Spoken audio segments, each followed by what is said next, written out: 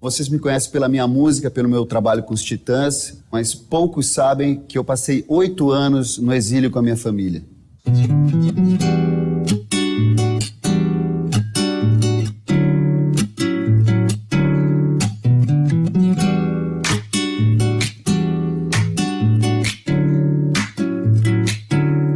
Marta Nering viveu no exílio com sua família dos 5 aos 11 anos. É filha de Norberto Nering, militante da Aliança Libertadora Nacional. Seu pai foi morto em 1970, quando voltou clandestinamente para o Brasil. Viveu em Cuba, na França e no Chile entre 1969 e 1975. Marta é documentarista. Marta, você dirigiu um documentário das memórias dos filhos de militantes políticos presos, desaparecidos. No teu documentário tem muita música. A música faz parte da memória afetiva de todos nós. Como é que é isso para você? A gente fez a pauta baseada nas nossas memórias. E, claro, um dos itens fundamental era a questão da música, né? Que era um vínculo. Não só porque a música, no meu caso, que vivia fora do Brasil, a música era um vínculo fortíssimo com a terra, né? Tanto é que quando as pessoas iam nos visitar, sempre tinha um disco na bagagem. E como também era uma questão de identidade da letra, né? Acho que muito para quem estava aqui, e também uma narração sobre a história. Né? A música Meus Caros Amigos do Chico, né? Que conta a carta do exilado, quer dizer, a própria... Teve um segmento forte da sociedade brasileira que conseguiu até, entre aspas, sobreviver à ditadura, tendo um resguardo de luta, de moral, na própria música, nas letras das músicas, né? Essas lembranças, até na tua experiência, filme, documentário que você fez, e da tua própria experiência, que outras coisas, assim, você acha que ficaram, só para te dar um exemplo, as coisas mais banais eram preciosas pra gente no exílio, tipo chocolate, sabonete, coisas do Brasil. Como é que é isso para você? Olha, é claro que, assim, toda vez que a minha avó ia visitar a gente, ela levava feijoada. Né? Feijoada era um básico, assim, feijoada, doce de abóbora, guaraná. Só que guaraná, na época, sempre lembrando bom, eram garrafas, né? Então vinha a minha avó com a garrafa ali carregando na mão, né? E também, mas para mim, acho que o grande vínculo com o Brasil se deu pela literatura. Assim que eu aprendi a ler, eu sempre lia muito, porque é claro que assim, esse mundo imaginado do Brasil que estava para trás, que eu morria de saudades. O que você lia? Monteiro Lobato. Li Monteiro Lobato inteiro. Sítio Pica-Pau Amarelo, 5 vezes. 5 vezes? 5 vezes. Inclusive, Emília no País da Gramática e Aritmética do Visconde, o que eu considero verdadeira proeza. Porém, você avalia o meu amor à terra, né? Porque, assim... Naquele tipo de escrita, você se identificava com aquilo, né? Eu identificava uma paisagem, né? Porque, assim, eu tinha memórias de interior do Brasil, enfim, eu passei férias em fazenda, então era o meu país aquilo, era uma língua, eram as lendas, era a comida, o jeito de falar... Então, é como eu vivia a minha infância no Brasil pelos livros. E você falava que língua em casa? Português? Só português? Só português, porque minha mãe é brasileira e casou de novo, depois que meu pai morreu, com um brasileiro. Tá. E tinha todas as reuniões políticas também lá em casa. Então... Os exilados, em geral, querem preservar isso, né? Eu lembro que a gente, criança, tentava falar em espanhol em casa, meu pai falava, não, aqui é português. Você saiu de São Paulo com 5 anos, em 1969, você tem lembrança dessa viagem? Lembro, sim. Na verdade, a minha lembrança da viagem começa com algumas lembranças assim da polícia indo procurar meu pai na vila onde a gente morava, né? Então eu cheguei assim na vila das crianças e disse, a polícia teve aí, levaram teu pai. E depois ele foi preso e aí o dia do meu aniversário autorizaram ele a sair porque na verdade não tinha exatamente provado aí no vínculo do meu pai com a guerrilha. Ele já era guerrilheiro, mas isso não estava claro. O serviço de inteligência não tinha rastreado exatamente qual era a importância dele. E eu nunca vou esquecer, foi um aniversário de 5 anos, que eu tinha uma festa na minha casa, na casa da minha avó, aliás, a família toda ali e tal, e minha avó me chamou, tem uma surpresa para você. Aí eu subi meu pai. Eu nunca vou esquecer, ele estava de camisa vermelha naquele momento, assim. E eu te conto isso porque toda a ida, na verdade, para o exílio, era, de uma certa forma, uma ida para encontrar o meu pai. Sim. Né? E também uma ida a qual a gente não sabia quanto fosse durar. E mais do que isso, eu saí do Brasil com a minha avó. Se for minha avó, minha mãe e eu. A minha avó nos acompanhou nessa primeira etapa, até a Itália, até embarcarmos em direção a Havana, minha avó estava perto. Então, eu não cheguei a viver isso exatamente como estou indo embora, sabe? Assim, a saída do Chile foi, sim, essa muito traumática, né? Mas você também era muito nova, né? Você tem uma anos. lembrança clara disso, dessa época, assim? Eu lembro muito de tudo. Eu lembro do meu casaquinho azul, que depois me contaram, Sim. inclusive, que as cartas do Lamarca para a esposa dele saíram costuradas no meu casaquinho. Essa história é incrível. Então, tinha, claro, um peso, né? Assim, depois, quando você vai fazer terapia mais velho, né? Eu começo a associar que, bom, tinha um tremendo de um medo que me cercava, né? Porque, imagina, assim, Claro. o medo geral, do meu pai preso, o meu pai fugido, indo para Cuba, real, o medo né? real De de uma questão de perigo muito concreto, inclusive, né? Mas que era driblado pela família, assim. Você, então, saiu de São Paulo e foi para Cuba. Como é que foi essa chegada? Como é que foi esse período ali? Olha, a gente saiu de São Paulo, a gente fez uma saga, né? Passamos pela França, onde morava já meu tio, depois na Itália, onde pegamos o passaporte, daí fomos passando, acho que pela Irlanda e pelo Canadá, que o Canadá, Isso eu lembro... de passagem só? De passagem, eu fui de passaporte falso. Eu lembro que foi um terror, porque essa parada no Canadá, o pessoal que ia para Cuba era colocado num aquário, assim. Eu nunca vou esquecer isso, eu tinha 5 anos. Eu lembro da gente numa ala reservada, assim, todo mundo meio olhando, sabe? Foi tão ruim que eu lembro. E foi só uma escala, entendeu? Mas aí quando a gente chegou em Cuba, assim, o meu exílio em Cuba foi muito agradável, eu adorei, porque a gente morou no hotel, né? Fui para uma escolinha, assim, que era uma escolinha meio do bairro, sabe? E tinha uma gangue de filhos de estrangeiros, porque não só tinha os guerrilheiros e suas famílias que moravam no hotel, como também os técnicos que iam oficialmente trabalhar na economia cubana, na agricultura, não sei lá o que eles iam fazer lá. Então tinha as famílias dos técnicos, húngaros, búlgaros, franceses, né? Então tinha uma gangue de crianças que morava naquele hotel. E a gente fazia uma farra. E essa é uma lembrança feliz? Super feliz. Bem, na verdade, olha, eu só tenho lembranças felizes do exílio. Eu era feliz porque eu podia dizer quem eu era, né? Assim, eu era brasileira, era exilada, meu pai tinha sido assassinado. Isso não era, ao contrário, isso era uma coisa legal, as pessoas achavam isso bonito, forte, importante, né? Era valorizado. Nesse sentido, difícil mesmo foi voltar para o Brasil. Engraçado, eu tive essa experiência também, essa sensação. A gente voltou para o Brasil, eu tinha 13 para 14 anos. Aqui eu me senti mais exilado do que lá. Na escola me chamavam de chileno, aqui no Brasil. No Chile não foi fácil, mas nunca tão difícil. Para você, aconteceu a mesma coisa? Eu voltei para o Brasil, eu era francesinha, né? Vinda da França. No Brasil, eu tinha que dizer que meu pai tinha morrido num acidente de automóvel. Entendi. E aí, quando as pessoas me perguntavam por que eu tinha morado tanto tempo fora, eu tinha que dizer que era porque a gente era de uma família de diplomatas e logo meu pai morreu no acidente, minha mãe casou de novo e o meu padrasto era diplomata. Então moramos... Sim. Evidentemente não podia dizer que tinha morado em Cuba, nem pensar, né? Às vezes ouvia as maiores barbaridades, ficava quieta. Então eu entendo que, na verdade, o exílio mesmo talvez tenha vivido quem ficou aqui. Entendi. Você ouvia o que nessa época? Você ouvia o Quilapayún? Você ouvia... Olha, na verdade, no Quilapayún mesmo, eu fui ouvir na França no exílio. Porque no Chile a gente ouvia a Violeta Parra, que era maravilhosa, e música brasileira, né, que vinha trazida, então, assim. Se mas as lutas de protesto todas, eram muitas, eram ótimas, nossa. Não sei se você lembra dessa música. Vamos ver se eu lembro. Mas ela... eu lembro que eu e meus irmãos, a gente cantava essa música, a gente adorava essa música, não por causa de nada, mas por causa dos palavrões, né? E a gente adorava. E você deve lembrar também, né? Vamos ver. Né? Que diz assim... ¿Qué culpa tiene el tomate que está tranquilo en la mata? ¿Qué culpa tiene el tomate que está tranquilo en la mata? Y viene un hijo de puta y lo mete en una lata y lo manda pa' Caracas. Y viene un hijo de puta y lo mete en una lata y lo manda pa' Caracas. Cuando querrá Dios el cielo, que la tortilla se vuelva.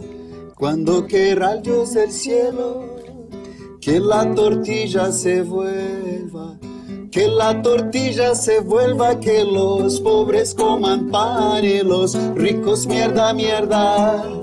Que la tortilla se vuelva, que los pobres coman pan y los ricos mierda, mierda. Sim, senhor.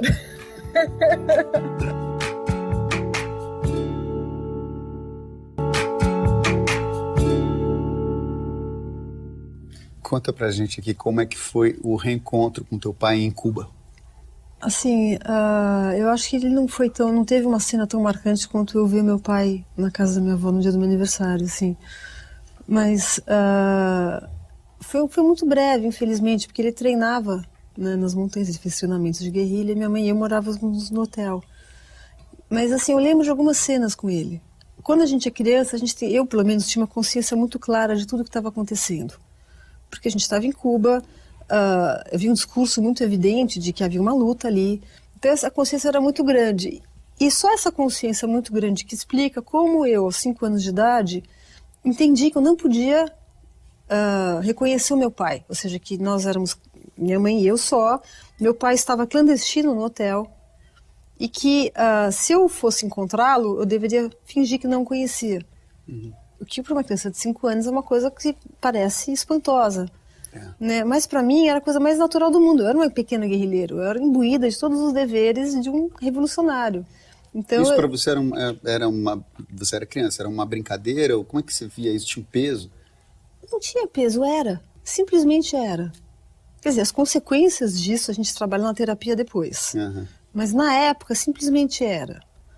Tanto é que eu estava com os meus amiguinhos no hotel, abri o elevador, meu pai estava dentro do elevador, ele piscou para mim, eu pisquei para ele e o elevador foi embora. Incrível. E isso para mim era a coisa mais normal do mundo. Assim, era ao contrário, eu me senti muito orgulhosa. Na primeira vez que eu cheguei lá, eu tinha um nome falso, chamado Sofia, na primeira escola onde eu fui em Havana. Quando eu fui na segunda escola, eu já falei, não, tudo bem, a Marta não precisa ter nome falso, pode ser Marta mesmo. Eles não queriam confundir minha cabeça, então, você pode ser Marta. Daí eu lembro que andando na rua com a minha mãe, eu encontrei uma colega da primeira escola, que falou, oi, Sofia. Eu disse assim, Sofia não, meu nome é Marta. Não, mas você é a Sofia? Não, meu nome é Marta. Você, nesse período, você encontrou com teu pai só essa vez? Ou várias vezes? A gente conviveu um pouquinho, assim, a gente conviveu um pouquinho no hotel, e aí colocaram a gente numa casa, lá em Havana mesmo, também um pouquinho, porque as condições eram bastante precárias, então nós voltamos pro hotel. E depois o meu pai foi para o Brasil. E aí nunca mais eu o vi. Como é que você recebeu a notícia da morte do teu pai? Na verdade, quando ele foi assassinado, a gente estava em Cuba ainda. E aconteceu uma coisa muito louca, porque eu tive uma febre horrorosa naquilo que depois a gente soube, era a noite em que ele foi assassinado, para no hospital, uma história assim. E aí, o corpo foi entregue 3 meses depois da morte dele, né? E meus avós foram para a França, onde nós já estávamos, minha mãe e eu, para contar a notícia, porque não ia contar por telefone. E aí a minha mãe soube, e aí depois a minha mãe e a minha avó me chamaram para me falar disso, assim. Eu lembro que as duas choravam, e eu dizia para elas assim, agora eu quero que vocês parem de chorar, é minha vez de chorar. Uhum. Sabe, eu acho que eu choro até hoje, de uma certa forma, entendeu? Assim, eu senti falta do meu pai, é uma falta que faz para qualquer órfão, independentemente se morreu de fato em acidente de automóvel, foi assassinado ou o que quer que seja, né? Mas saber que ele morreu assim te revolta, que sensação te causa extra a dor da perda? Olha, foi um processo muito longo, assim, né, para elaborar essa questão, esse lado público da morte do meu pai. Uhum. Primeiro porque eu tinha que elaborá-lo tocando a minha vida. Né? Assim, a gente não quer ser refém da vida que nossos pais, da vida que a gente, por mais que eu me sinta tremendamente orgulhosa de quem meu pai é, né, eu não quero ser conhecida, eu sou tudo campeonato como filha do Norberto. Uhum. Eu sou Marta. Uhum. Né? Mas também demorou muito tempo, porque acho que 15 Filhos, o filme, nesse ponto, foi um divisor de águas muito importante, porque ao entender qual era a identidade, ou seja, a questão é assim, você é neurótico, por exemplo. Porque você viveu no Chile ou porque você é neurótico? Certo. É uma boa questão. Então, nem tudo que a gente é imputável ao passado. Então, entender o que era do exílio, o que era da perda do pai, o que era da experiência, entender o que sou eu independente disso, me permitiu entender que na questão da morte do meu pai e de tudo aquilo que diz respeito ao exílio, existe uma questão que é privada, que é dolorosa, mas tem a questão pública. Essa dá para resolver. Então, o que eu quero é que assim, eu tenho o direito de saber quem matou meu pai. Eu tenho direito, não sei até hoje. Um senhor fofo que eu encontro na padaria, que eu cumprimento de manhã, pode ser um assassino, não sei, os torturadores estão à solta. Assim, aquilo que a esquerda podia contar, já contou. Né? Assim, aquilo que os companheiros do meu pai puderam dizer do que foi os últimos dias dele, né? Isso a gente já sabe. Agora, eu quero a verdade oficial, eu exijo a abertura dos arquivos, entendeu? Claro. Porque é um direito que eu tenho. Claro. O país tem esse direito também, né? Eu tenho De esse rever a direito. sua E o história. país também tem esse direito, porque um torturador, um assassino está aí à solta, como assim? Entendeu? Não pode, isso não nos faz bem. Isso não nos faz bem. Vamos falar de uma coisa que nos faz bem. Vamos, opa. Você falou aí no meio dessa tua última frase aí que é preciso tocar a vida, né? Opa, Então, vou cantar aqui contigo uma música que Vamos. fala sobre isso, que chama Vamos. Graças a la Vida. Ah, eu lembro bem dessa. Vamos ver se me ajuda. Tá bom, vamos.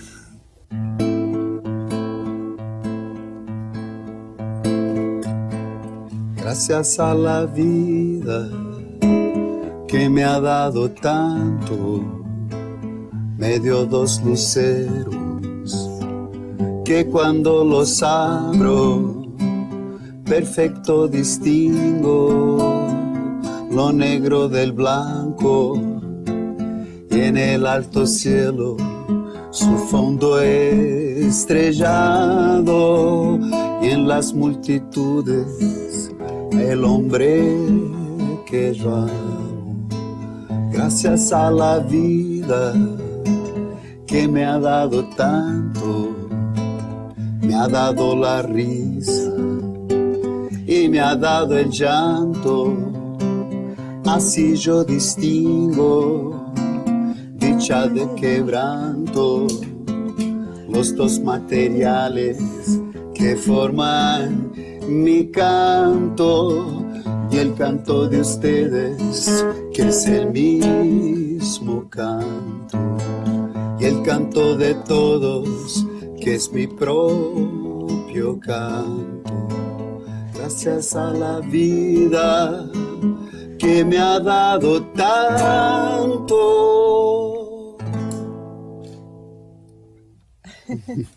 Consegui uma proeza, porque eu sou super desafinada, eu não canto, mas nem. Mas é bom cantar. É bom, né? A gente cantava muito, nossa, cantamos a infância inteira, mesmo desafinados. Como diz a canção, no peito dos desafinados também bate no Opa. coração.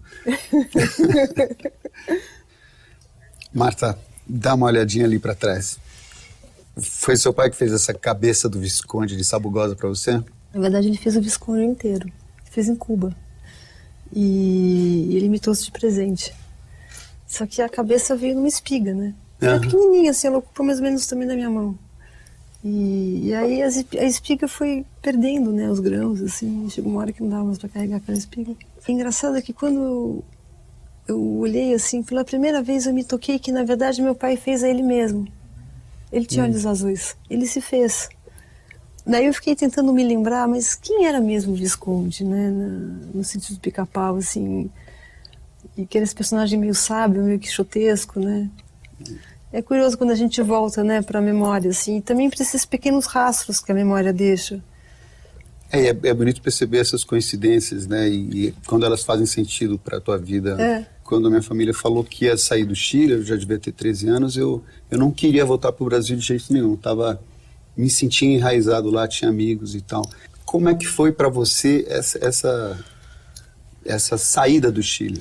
Foi sofrida? A saída do Chile foi um pesadelo, né? Porque o Chile era um... Assim, eu gostava da França, mas o Chile era maravilhoso. Primeiro porque era ao lado do Brasil. Então a família ia visitar direto, os primos, uma viagem mais barata.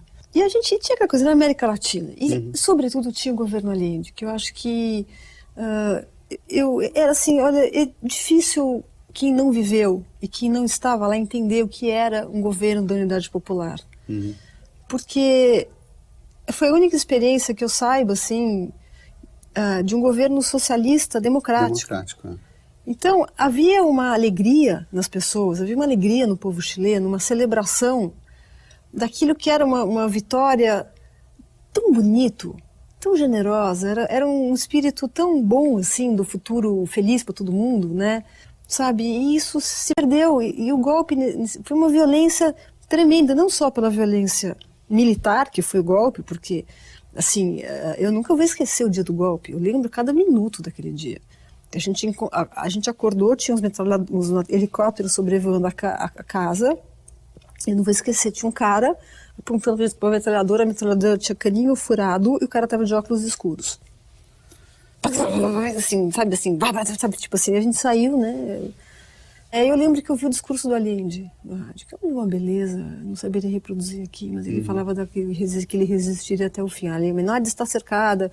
E a gente ouvia, sabe? Você via os aviões, né, voando, assim, os aviões de guerra, depois a gente ouvia o bombardeio, né? E aí nós íamos sintonizando as rádios, você deve lembrar disso, e acompanhando as rádios, assim, transmitindo as notícias, e de repente vinha aquele chiado e entrava a marcha militar. E a gente sabia que a rádio tinha caído, o exército foi tomando as rádios, né?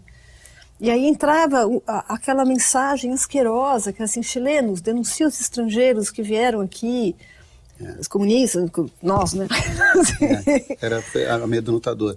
E eu lembro muito era bem, inclusive eu lembro dessa história do bombardeio, que a gente subiu em cima do telhado da minha casa, a gente via os aviões eu lembro cruzando o céu em direção... E a gente via as colunas de fumaça, né? Agora, da casa do Allende e da Moneda, que bombardearam a casa da Moneda, do Allende também. Mas você sabe que é uma coisa que você falou, essa coisa do espírito de comunhão, que havia naquela época, que era bonito e tal, mas eu fiquei com a sensação que o Chile era um país dividido também. Assim, obviamente tinha uma direita muito desconfortável com aquilo tudo, e eu lembro no meu bairro, e a vizinhança toda era de direita. Eu lembro que eles estenderam uma rede de comunicações, passando pela nossa casa, crianças da nossa idade armadas. Foi terrível, foi uma sensação estranhíssima. A gente tinha um disfarce ali, porque minha mãe era muito jovem, meu padrasto também, eu, e eles já tinham sacado, né? Gato escaldado, né? Então a gente não era assim ostensivamente da Unidade Popular, ainda que a gente participasse de tudo. Eu fiz trabalho voluntário. Na tua vida artística, o que você trouxe do exílio para a tua vida? Como você acha que o exílio influenciou a tua vida? Eu acho que várias coisas. Uma delas é a leitura, porque na verdade eu escrevo porque eu gosto de ler. Com certeza o universo ficcional da leitura é muito forte, assim. Eu percebi que lá pelas tantas que eu gosto de fazer obras e escrever roteiro, tal, que sempre tem muita gente, assim, sabe? E eu acho que eu pensei isso, eu devo isso ao exílio, porque o exílio é uma trajetória coletiva. E sempre tinha muita gente em volta, sabe? O grupo dos exilados. Era sempre assim, a ideia do grupo era algo muito forte, assim. É engraçado como essas histórias, né? Quer dizer, que histórias que as pessoas contam, qual é da tua experiência, o que vem, o que você ganha, o que você traz com ela. Se você vira um pouco cidadão do mundo. É engraçado você ter falado essa história de você se sentir cidadão do mundo e não pertencer exatamente a nenhum lugar, porque eu também me sinto um pouco assim, me senti um pouco assim, e curiosamente, minha banda, a gente tem uma música que chama Lugar Nenhum, né? Que fala, não sou brasileiro, não sou estrangeiro, sou de lugar nenhum, né? E é curioso que muita gente se identifica com essa música por outros motivos, né? E nunca teve essa vivência que a gente teve. Mas para mim ela sempre teve esse sentido. Mas porque o exílio não te abandona, não adianta. Quando estava no exílio, você passou a olhar para o Brasil com mais carinho, de uma maneira diferente? Você valoriza mais as coisas brasileiras por ter vivido isso ou não? Olha, na verdade eu me sinto uma brasileira por conquista. Por quê? Claro que quando eu morava fora eu tinha esse imaginário, quero voltar para o meu país, saudades da minha família. Mas quando eu voltei para o Brasil foi uma terrível decepção, porque aquilo ali era a minha reserva de afeto que me nutria. Mas que quando eu vim para cá, ela de fato não era. Eu vi uma ditadura militar, o país vivia um período horroroso. Eu cheguei em 75, eu estava aqui quando o Herzog foi assassinado. Você lembra do dia da tua chegada aqui? A gente tem uma outra foto aqui para você olhar. Então, quando eu falei de família nuclear, esses são os meus amados. Agora eu me emocionei. Essa foto ela foi tirada em, acho que 71, 72, um pouco antes da gente sair da França para o Chile. Minha mãe não podia voltar, porque se ela voltasse, ela seria presa, torturada, assassinada. Mas eu era criança, a polícia achava que eu não sabia nada. Para garantir a minha segurança, a família porque eu viajei sozinha, a família foi me esperar no aeroporto. Eles peso. tiraram assim, peso, todos eles aí. Marta, foi uma alegria, um prazer conversar aqui contigo, trocar essas ideias e conhecer um pouco da tua experiência de vida. Eu gostei de ter vindo também, foi legal. Bacana. Você me fez até cantar, Sérgio. Esse é meu principal objetivo. Parabéns. Obrigadão mesmo. Imagina, foi um prazer.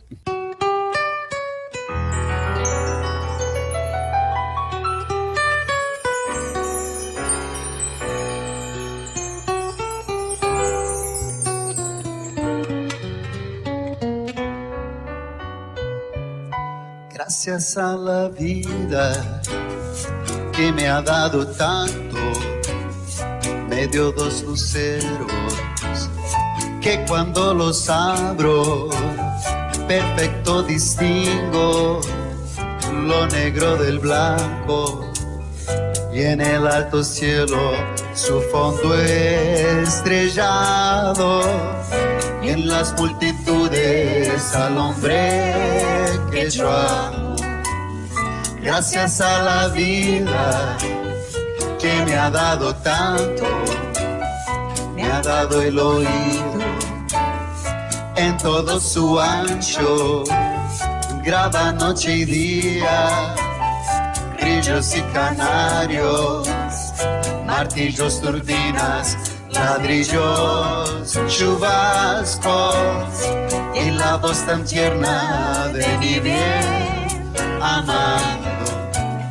Gracias a la vida que me ha dado tanto, me ha dado la marcha de mis pies cansados, con ellos anduve ciudades y charcos.